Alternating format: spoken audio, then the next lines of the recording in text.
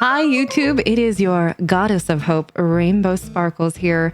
Do you like when tea is spilled? I mean, I know we love drinking tea, of course, but when somebody has tea to spill, it's always an interesting time.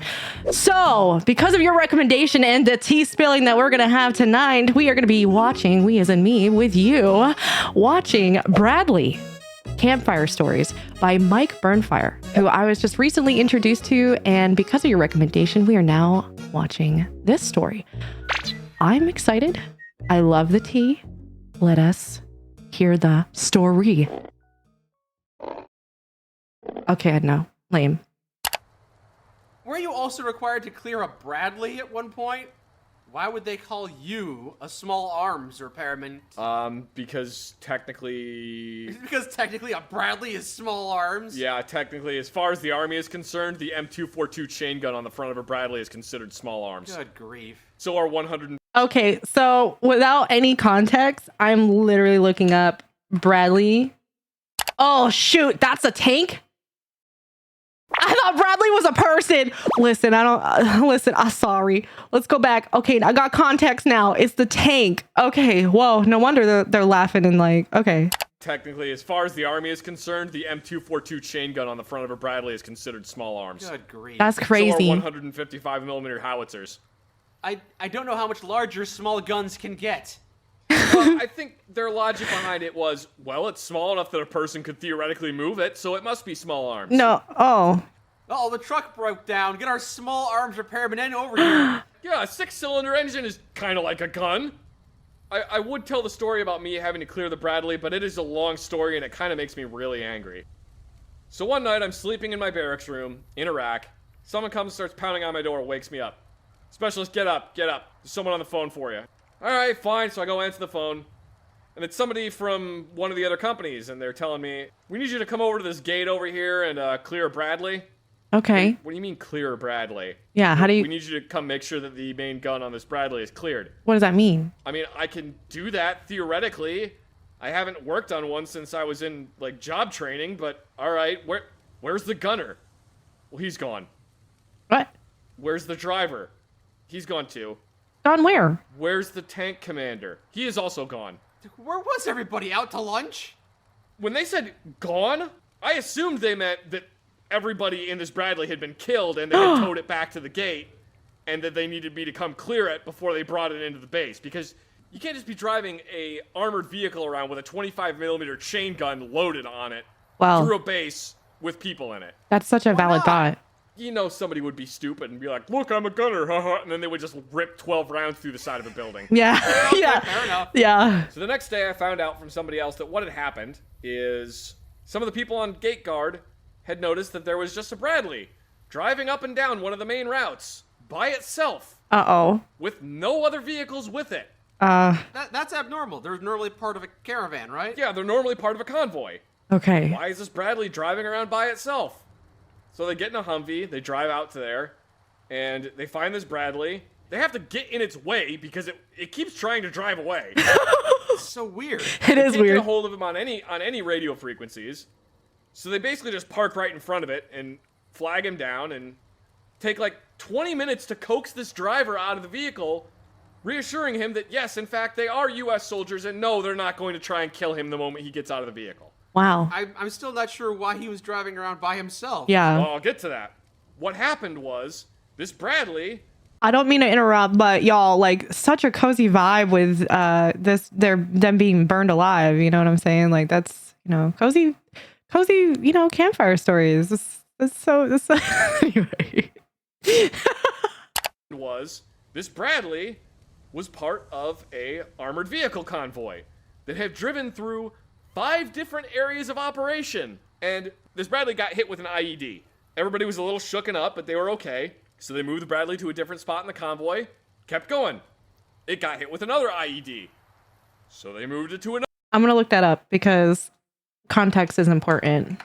Improvised explosive device, which is homemade bomb constructed from non-military or military components. Oh, that's scary. No wonder people are shooken up, like literally and figuratively. IED. So they moved it to another spot in the convoy. Okay. Just rearranging deck chairs in the Titanic. And it Yeah. got hit with another IED. Yo, that's unlucky. Still, yeah. At That's this point, cursed. this Bradley has been hit with 3 IEDs now. How is it still the gunner up? and the tank commander of this Bradley suddenly decide, you know what? Fuck this. I'm done being in this Bradley. Yeah, no, so I they would get too. out of the Bradley and leave the driver, who is a 19-year-old kid and has never been outside the wire in Iraq before, in the vehicle by himself. Oh, and then they baby. start the convoy back up. It's a baby. 10 minutes later, guess what happens? I don't know. The Bradley gets hit with another IED. This one is so bad that it knocks out the comms in the vehicle, meaning that the driver can no longer talk to anybody else. The driver hits his head against the inside of the vehicle, gets knocked unconscious, and the rest of the convoy goes, he's gotta be dead, and Yo! leaves. The vehicle Yo! is still functional after being hit 4 times? And they leave him, completely forgetting What the hell? first part of the Soldier's Creed, I will never leave a fallen comrade. They just leave him. Didn't even grab his dog tags? No, nothing. The rest of the convoy just went, fuck it, drove off. Yo, Driver wakes why? up. He suffered a serious concussion. Doesn't know where he is. Doesn't know why he's in a Bradley by himself. Doesn't know where anybody else is, or why he's bleeding from the side of the head. Can't reach anybody on the radio. The Blue Force tracker system is down, so he can't figure out where anybody else is.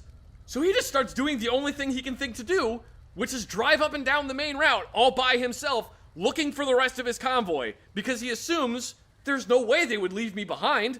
Why would they leave? I'm so upset for this kid right now. This is the kind. I hope he. This is not enough, but that kid needs a hug. Oh my god. 19 years old, a baby. That's a baby to me. Yeah, that's a baby to me. Oh my god, that poor kid. I can't even imagine waking up disoriented. And I mean, I've been in an accident where I was disoriented, and I can't even imagine though being in a situation where everybody's gone and you're just trying to get back to everybody and they abandon you. Oh my god, I'm really stressed about how this is going to play out. Assumes there's no way they would leave me behind. Why would they leave me? Oh, the story's kind of dark. This poor 19-year-old kid got left all by himself in the middle of Iraq because his tank commander and his gunner decided they didn't want to be in a vehicle that got blown up anymore. It seems so irresponsible to leave him there. It was incredibly irresponsible Yeah. of pretty much everybody in Yeah. that convoy. I wonder how The fact that not how a this single plays person out. went, why are we just leaving Private Snuffy in this vehicle all by himself? Yeah. I can only hope that the lieutenant or officer who was in charge of that convoy got his ass handed to him, Yes. got court-martialed, Yeah. and was never in a position of command ever again. Yeah. It is incredibly reprehensible and is one of the reasons why I got out of the military. Wow. One of the very many. One of the many reasons. Yeah, I'm sure there's I a have lot. a similar story. One time I was left in charge of guarding the toilets, and I used one of the toilets and I clogged it, and I had to unclog it, but we didn't have access to the supply cabinet. No. So I cleared it manually. Oh, God! Just with your He asked the question in my head. hands? Yeah. Oh, that's foul. Oh, One more that's time. foul. Just with your hands? Yeah. Oh, that's foul. You gotta do what you gotta do. Yeah, I suppose so. So it's kind of like the same thing for me. Jeez and right. Yeah, no, getting left by your unit in Iraq to die is totally the same thing as having to clear a toilet with your hands. We both suffered. My main complaints are that most of the time the army is so disorganized and so stupid about what it would use its resources for. It was just infuriating to me. Yeah, that's so. Sometimes military incompetence can be funny. Most of the time it's horrifying. Our Yeah. base sergeant major, while I was in Iraq, had the biggest hard-on for making sure that everyone still had their seatbelts on while they were driving military vehicles. Okay. He would sit outside in a Humvee on one of the main routes Okay. and stop convoys that were not part of his command or even his jurisdiction and walk up to each vehicle individually and make sure that everyone in the vehicle had a seatbelt on. Yo, The what? sergeant major would have his driver park the Humvee in the exact same spot every day. And eventually, one of the local insurgents realized, hey, somebody parks a Humvee in this same spot every single day. Yeah. And shot the gunner in the neck. The insurgents killed the seatbelt checker. No, insurgents killed the gunner of the seatbelt checker because there's no fucking justice in this world. Ah. Oh, Our base also had this big old blimp with a multi-million... wow. You guys, that is, oh my God. I was, that's so depressing. Cheese and rice. Our base also had this big old blimp with a multi-million-dollar digital infrared camera hanging from the bottom of it. I'm sorry, did you say a blimp? Yep, big old blimp. Like the Goodyear blimp, but a little bit smaller. Nobody could ride in it. It just had a very expensive digital infrared camera. Okay. That could see long distances. Okay. Instead of using the blimp to look outside the base and see if insurgents were trying to blow us up, Yeah. our base commander... It is a high wind. It is like a high wind. Yeah. ...blimp to look inside the base to make sure people weren't going over the 5-mile-an-hour speed limit. And make What? sure they were wearing their seatbelts. What a good use of resources. Yeah.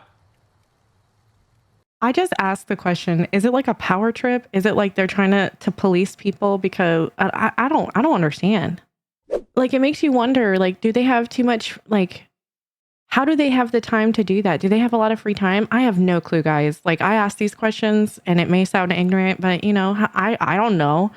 So that's just, oi, absolute power corrupts cheese and rice. It's like, dang, like, I just don't understand why people are like that. I don't understand.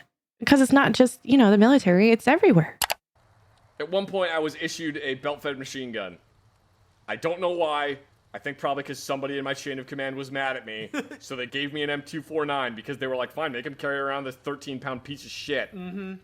I discovered on a firing range that if you use this machine gun while wearing Nomex shooting gloves, there was the potential that the glove could get caught in between the trigger and trigger guard, thus making the machine gun continue to fire even when you release the trigger. First, I actually talked to my chain of command and said, hey, this is really unsafe. Can I cut the trigger finger off of my Nomex glove so that I don't accidentally have a runaway gun and shoot somebody? Was the Nomex glove issued to you? Yes. Ah, you can't do it then. Well, no, they were issued to me, but the Nomex gloves are considered an expendable item. They don't expect them back. Oh. Okay. And they said, you know what? That's a really excellent safety concern, specialist. Thank you for bringing that up to us. Why don't you go ahead and do that? And I went, okie dokie. So I Okay. cut the trigger finger off my Nomex glove. Very good. Well, a bunch of other people saw me running around with a glove that had one finger cut off of it. And they went, that looks cool. So they cut all the fingers off their gloves. Brilliant. And then, literally the next day at formation, everyone got yelled at because a bunch of people were going around cutting the fingers off their Nomex gloves. And their excuse was, yeah, but I saw Specialist Zach do it, so that means I can do it too. Oh my God. Specialist Zach had a legitimate safety concern. You guys are just frickin' idiots. It's nice to have a story about your leadership that doesn't exemplify how stupid they were. I Wow. felt validated. Yeah. Oh, that was that's rough. Oh my God. Wow, I don't even have words because I feel so bad I say the word baby, you guys. I'm a mom. Like, a 19-year-old is a baby to me. That's a lot. That's like, that depresses me. Every single story was just ugh. And then that one seatbelt checker person getting shot in the neck, that's crazy to me. That the person that was actually, like ordering and causing these problems wasn't the one that, you know what I mean? It is very interesting. I love hearing people's stories and experiences. So this one was rough, but I was still I just felt like I was there. They do such a great job immersing you into this, but they also have a great sense of humor as well. So it's like, it's a nice balance, So definitely, as depressing as these stories are, I still very much enjoyed them. So definitely looking forward to more story time with this. Yeah.